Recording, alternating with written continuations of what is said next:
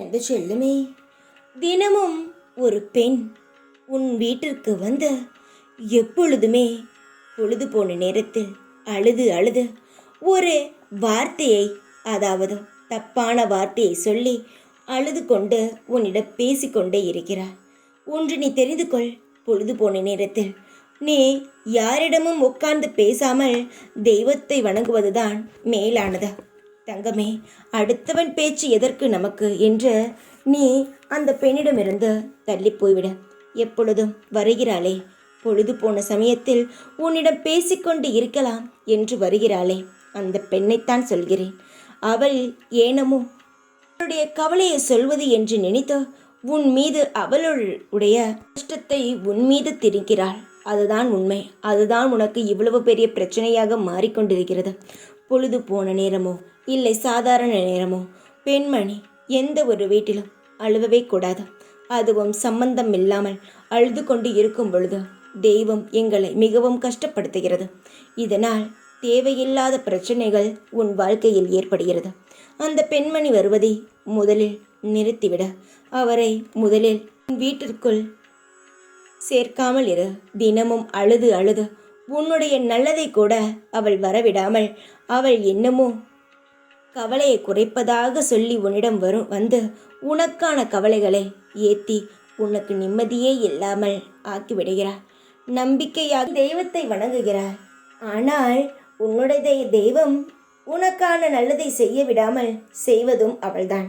எப்பொழுதும் ஒன்று தெரிந்து கொள், பொழுது போன நேரத்தில் தேவையில்லாத வார்த்தைகளோ தேவையில்லாமல் அழுவதோ, யாராவது உன் வீட்டில் வந்து அவர்களுடைய கவலைகளை உன்னிடம் சொல்வதோ எதையுமே செய்யாமல் இருந்தால் நன்றாக இருக்கும். முதலில் நீ செய்யும் தவறை மாற்றிக்கொள், பிறகு உனக்கான நல்லது நடக்கும். எந்த ஒரு நேரமோ அடுத்தவரை பற்றி பேசாமல் இருந்தால் அவர்களுடைய தேவையில்லாத வார்த்தைகள் உன் மீது வராத. தங்கமே, நான் சொல்வது உனக்கு புரிந்திருக்கும். முதலில் அதை தடுத்து நிறுத்த. உனக்கான அனைத்தும் மாறும். பிரச்சனைகள் முடிய வேண்டிய நேரத்தில் தான் நீ இதை நிச்சயமாக கேட்பாய். நிச்சயமாக உன் பிரச்சனை முடிவுக்கு வந்துவிட்டது. நான் சொல்வதை செய், உனக்கான நல்லது நடக்கும். நீ எதுவாக இருந்தாலும் யோசித்துதான் செய்வாய். ஆனால் இந்த ஒரு காரியத்தை யோசிக்காமல் செய்துவிட்டாய் பார்த்தியா? இதனால் தானே இவ்வளவு பிரச்சனைகளையும் நீ சந்திக்கப் போகிறாய். நீ ஒருத்தவரை பற்றி இன்னொருடவரும் நீ சொன்னாய், ஆனால் நம்பிக்கையாக சொன்னாய். ஆனால் அவரை இப்பொழுது யாரை பற்றி நீ பேசினாயோ அவரிடமே சொல்லிவிட்டார்கள். சீக்கிரமாகவே ஒருவரை பற்றி பேசுவதே தவறு. அதை ஒருவரிடம் போய் இன்னொருத்தவிடம் சொல்லும் பொழுது ஒன்றுக்கு இரண்டாகத்தான் வார்த்தைகள் போகுமே தவிர நீ எதை நல்லது பேசினாயோ அதெல்லாம் போகாது. நீ பேசாத வார்த்தைகள் மட்டும்தான் அவருக்கு தெரியும். என்னுடைய தங்கமே, நீ தப்பிக்க ஒரே வழி ஒன்றே ஒன்றுதான். என்னை பற்றி ஏன் இப்படியெல்லாம் தேவையில்லாமல் பேசினீர்கள் என்று கேட்டால் நீ சொல்வது ஒன்றுதான். நான் உங்களை பற்றி எதுவுமே பேசவில்லை என்று சொல்வது ஒன்று மட்டும்தான். நீ நினைக்கலாம், சாயே என்ன பொய் சொல்கிறாரா என்று. நீ பேசியதே தவறு. தங்கமே, ஒன்றை தெரிந்து கொள். மற்றவரை பற்றி நாம் எந்த ஒரு சூழ்நிலையும் தவறோ இல்லை சரியோ பேசக்கூடாது. அதற்கான தண்டனையே உன்னிடம் வரும். அதற்காகத்தான் சொல்கிறேன். நீ இப்பொழுது ஆம் நான் உங்களை பற்றி பேசினேன் என்று சொன்னாலும் உனக்கு தண்டனை தான். இல்லை, நான் உங்களை பற்றி பேசவில்லை என்று சொன்னாலும் தண்டனை தான். ஆகமத்தம் இது ஒரு கர்மாதான்.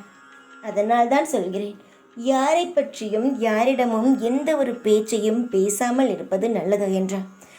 இப்பொழுது வேண்டுமானால் நீ இந்த பிரச்சனையிலிருந்து தப்பிக்கத்தான் நான் இந்த வழியை சொல்கிறேன். நான் பேசவே இல்லை என்ற வார்த்தையை நீ சொல்லிவிடு. அதற்கு பிறகு தேவையில்லாத பிரச்சனைகள் உன்னிடம் வராது. இதற்கு பிறகும் நீ ஒருத்தவரை பற்றி இன்னவரிடமோ இல்லை உன்னை பற்றி மற்றவரிடமோ இல்லை மற்றவருடைய கஷ்டத்தை பற்றி நீ கேட்பதோ வேண்டாம். உன்னுடைய வாழ்க்கை என்பது தனி, மற்றவருடைய வாழ்க்கை என்பது தனி. உனக்கு என்னை நீ வணங்குகிறாய். என்னை வணங்கும் பொழுது பொய்யோ மற்றவரை பற்றி கேலியாக பேசுவதோ தேவையில்லாமல் பேசுவதோ எதுவுமே செய்யக்கூடாது என்பதுதான் என்னுடைய பேச்சே. நீ பேசியதெல்லாம் போதும். இந்த நிமிடத்துடன் மற்றவரை பற்றி பேசுவதை நிறுத்திவிடு. இப்பொழுது என்னமோ சரி சாய் என்று சொல்லிவிட்டு திரும்பி போய் அடுத்தவரை பற்றி பேசினால் அதற்கான கர்மாவினையும் ஏறிக்கொண்டு தான் இருக்கும். அது உன் கையில் தான் உள்ளதா? இதுவரை பேசியது அனைத்தும் போதும். பிரச்சனைகள் வந்ததும் போதும். யாரை நம்பியதெல்லாம் போதும். இனி உன்னுடைய வாழ்க்கையை பார், உன்னுடைய குடும்பத்தை பார். எல்லாம் நல்லது நடக்கும். போனது போகட்டும். இனி சந்தோஷமாக இரு. நம்பிக்கையுடன் இரு. நான் இருக்கிறேன் உன்னை பார்க்க. ஓம் சாய்ராம்.